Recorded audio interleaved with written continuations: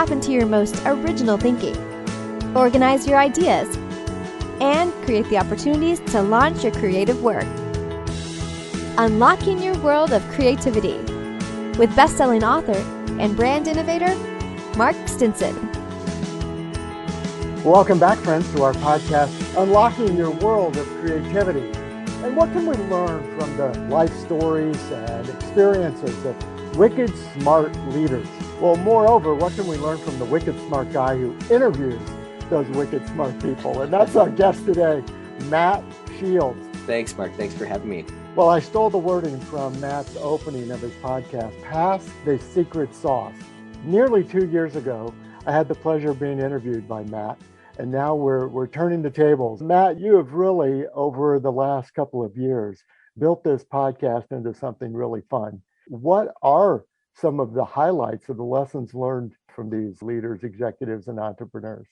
That's a great thing to think about. This is on the horizon. We want to create a synopsis that sort of encapsulates all of the different teachings, different learnings, the secret sauce from a lot of the different guests. But I mean, God, there's been so many people on there. I think we're probably on about 160 now guests that we've interviewed. And I mean, these are people everywhere from, just getting started to like the founders of Barefoot Wine. I mean, some big people. But to answer your question, some of the secrets, really get into frameworks. I think a common thing that we've seen from the successful people or the people that have, built big things is the way that they sort of break down their process and create frameworks to be able to make these things more simple. It's not, not looking at a huge problem. They're going to break that up into, smaller chunks. And, there's all kinds of different focuses that people have had, obviously on their own business, but then personal development and how they look at,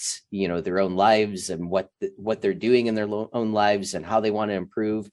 But I think that it all revolves around creating frameworks and, creating that repeatable way that you can plug your business into this exterior tool that, you can use to track and, measure things and, make sure that you're moving in the right direction. Yeah. So, and one thing I've been impressed with in listening to various episodes is that even though we use this term secret sauce all the time, it's like, what's your secret sauce? As if I won't tell you what this recipe is.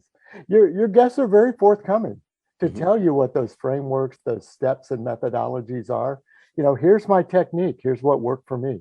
Yeah, no, and that's the whole premise behind the program. We wanted to tell the stories of entrepreneurs because I think a lot of want to be entrepreneurs or people that are thinking about business think that they need some kind of some type of a connection or some type of a leg up, or, maybe they weren't born with a silver spoon in their mouth, so they shy away from it. Like they think, I can't do that. That's not for me. And we've interviewed all kinds of people and, no one's been born, no one had a leg up, they all just got in there and they made it happen. So that's really what we're trying to do, is make sure that the people that are thinking about starting a business not only get good tips and good advice, but also, get the courage to be able to move forward with whatever it is that they're looking to get involved in.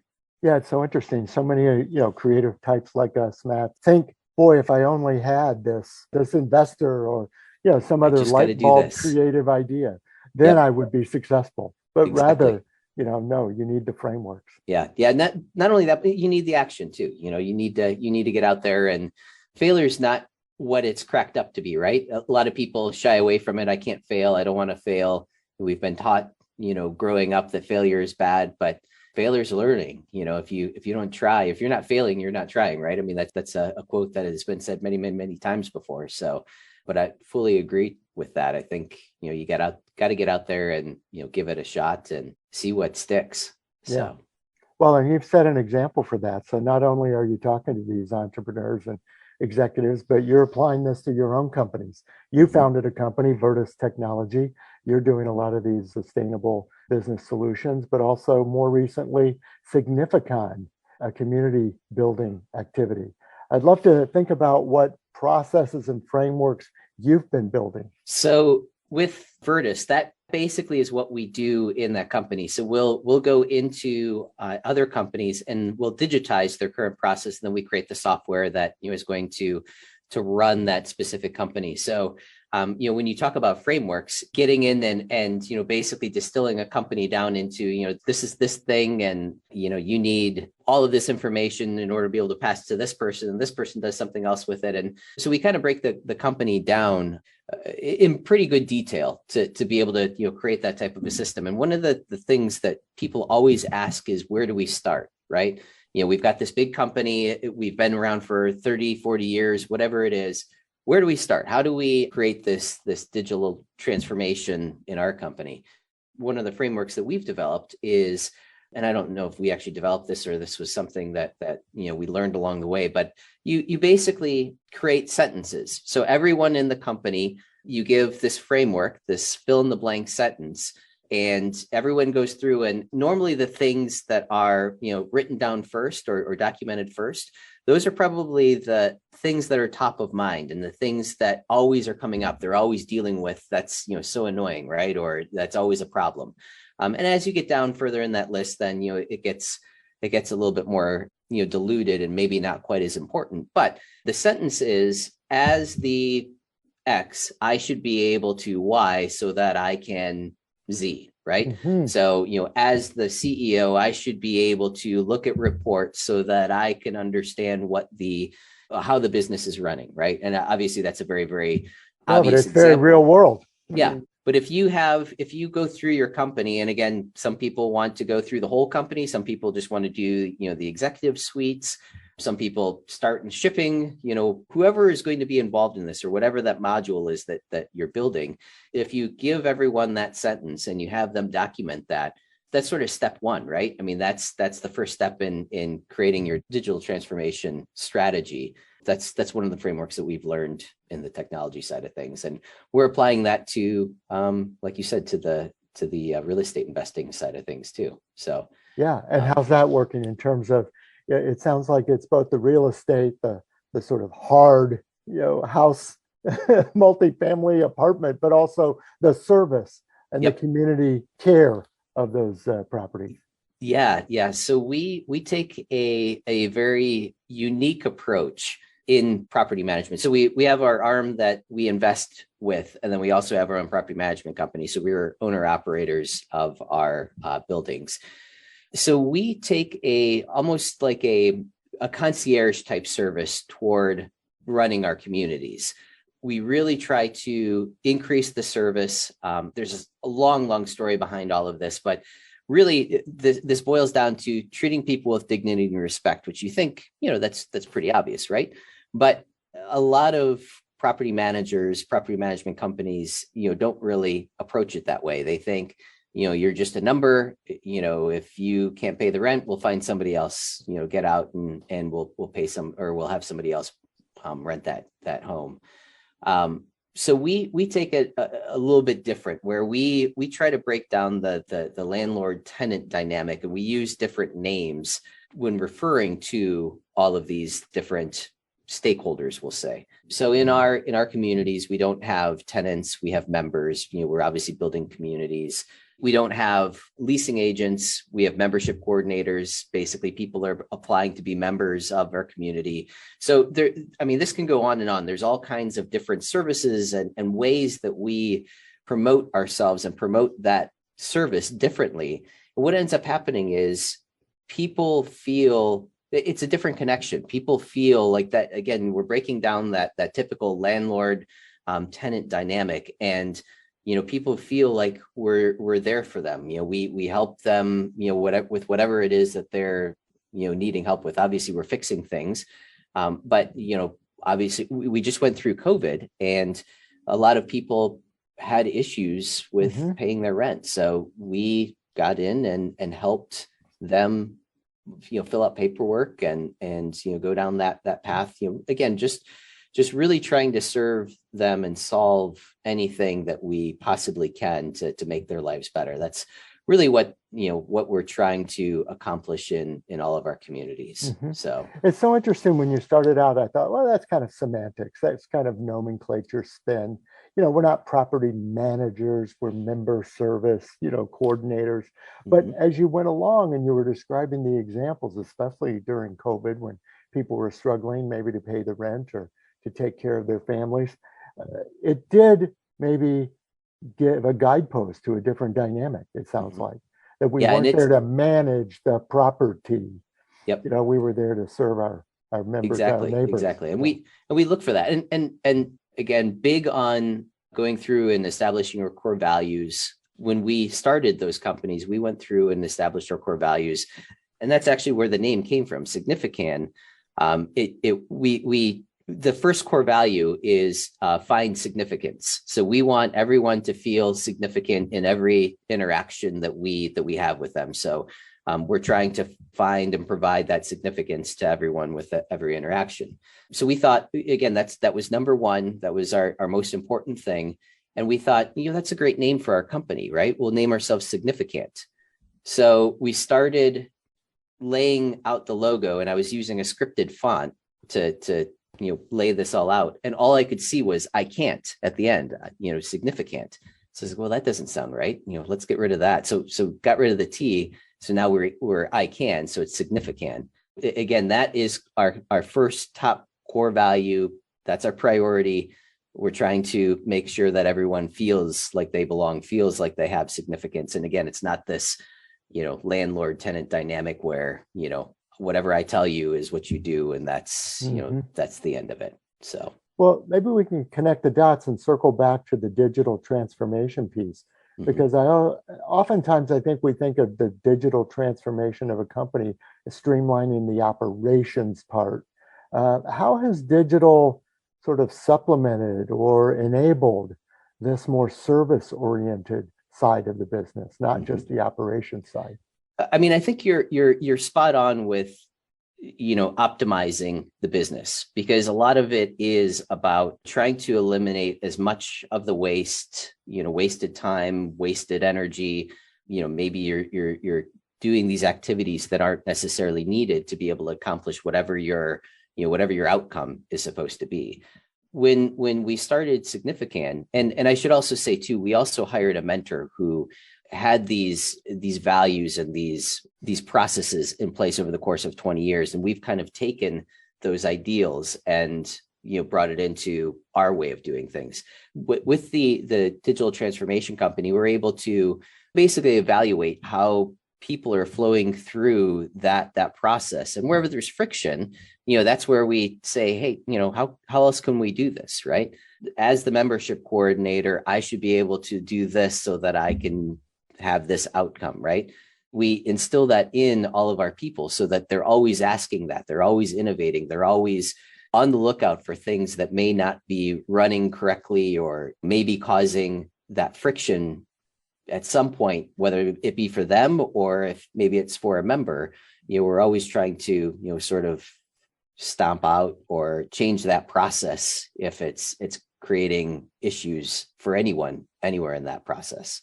Well, I was thinking about the way you have combined and overlapped these businesses along with the podcast. I mean, if we even just start there, because you had this technique you were describing about fill in the blank of this statement or this purpose. Has being a podcaster made you a better questioner, better listener? And have you learned from those wicked smart other people better ways to listen and ask questions? Without a doubt. I mean, if you look at the people that we're interviewing, I mean, obviously you're going to pick up information from them, right? But just the repetitive process of, always going in and asking questions and listening to what people are saying and how to direct that to, other focuses. It's practice. It's practice for everyday communication, basically. So I would absolutely, without a shadow of a doubt, I mean, there's all kinds of benefits to having a podcast, but at its very core, you are learning to become a better communicator. Every episode's, more practice.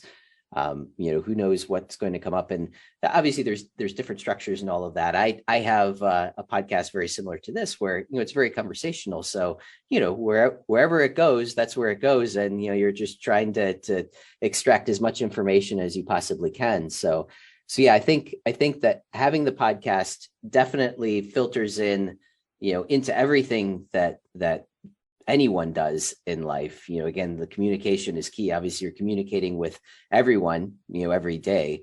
I think that the podcast definitely excels that, but then more on a specific level, it's having the podcast has allowed me to reach and connect to people that I would have never been able to connect with. So true. So true. You know, it's a wonderful, wonderful tool to be able to get in front of, someone, whether that be to learn from them or, even if you have, some type of a business or something like that you think that person could benefit from, a podcast is a great icebreaker, if you will, to be able to get in front of that particular person. So, and what about the other side of the microphone then, the guests?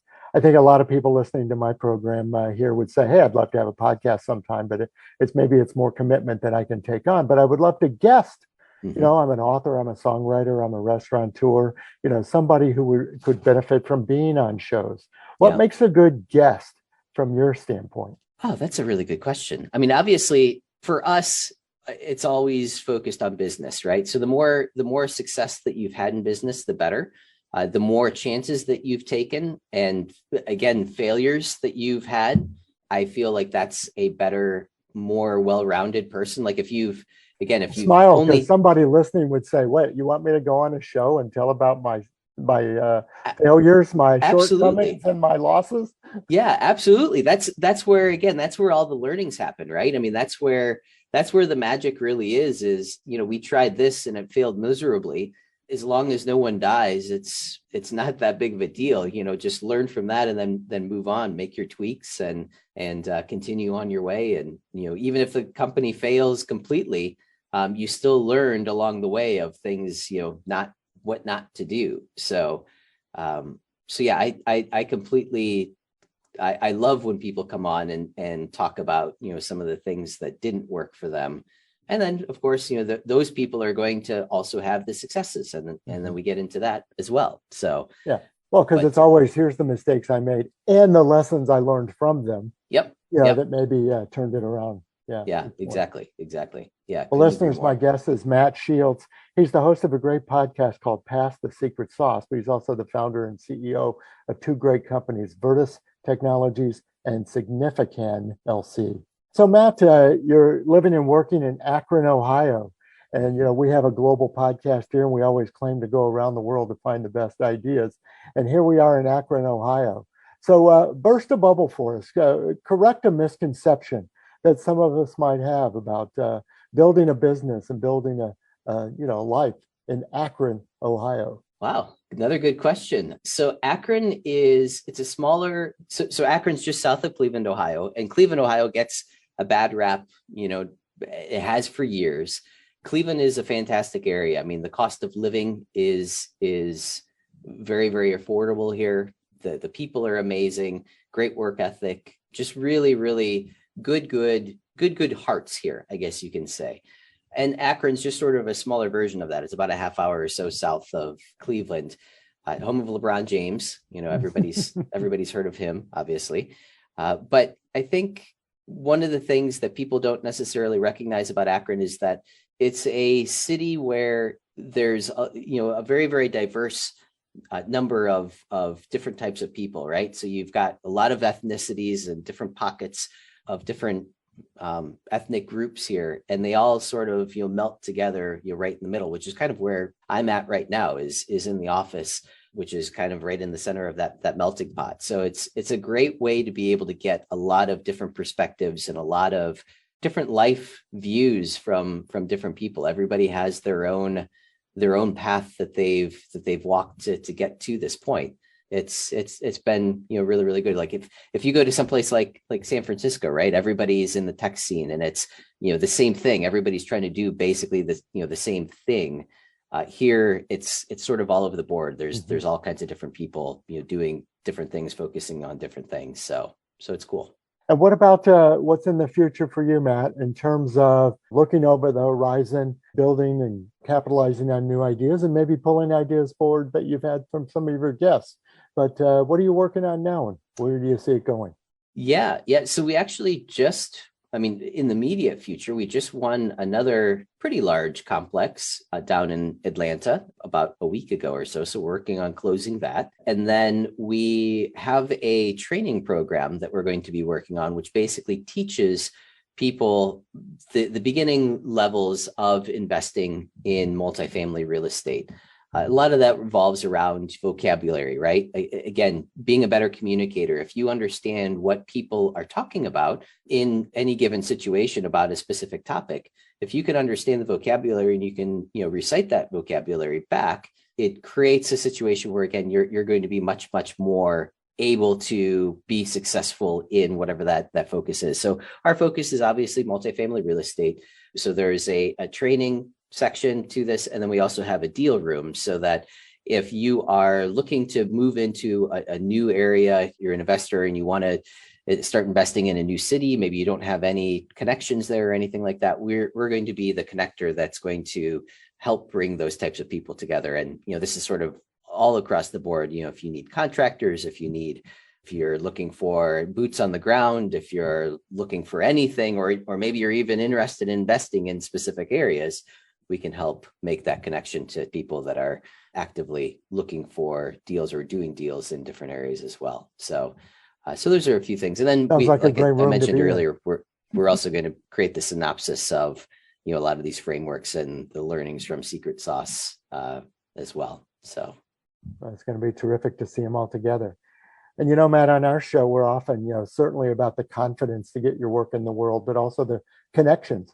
Are you looking and thinking about any new connections you want to make, especially as we move into the new year? I'm always looking for, to connect to, other interesting people that are I always like to say, if you're trying to change the world in your own way, no matter what that is, I'd love to be able to connect with you and talk with you. I just love being around people that are, again, they have that drive and they have that ambition to be able to make an impact in, again, whatever their focus is.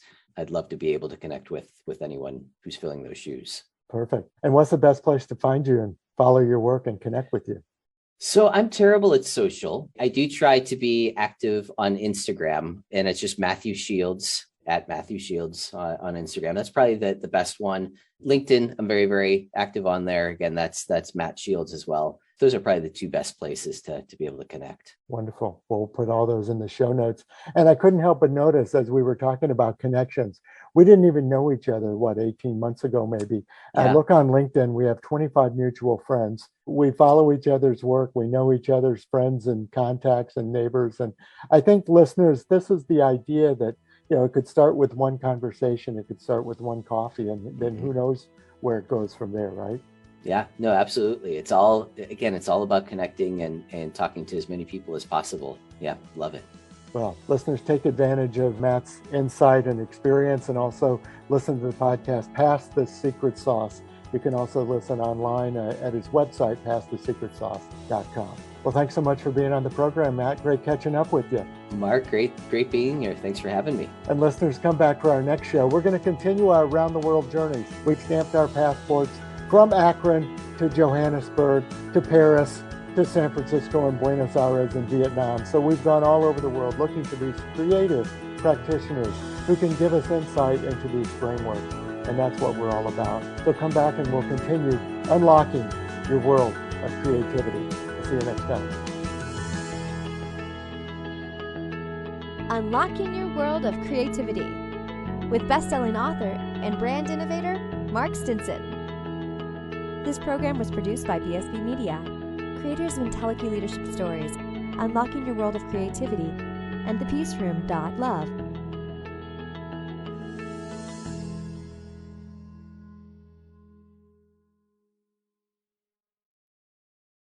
If you like our podcast, here's another show you might like. Turmeric and Tequila with Kristen Olson.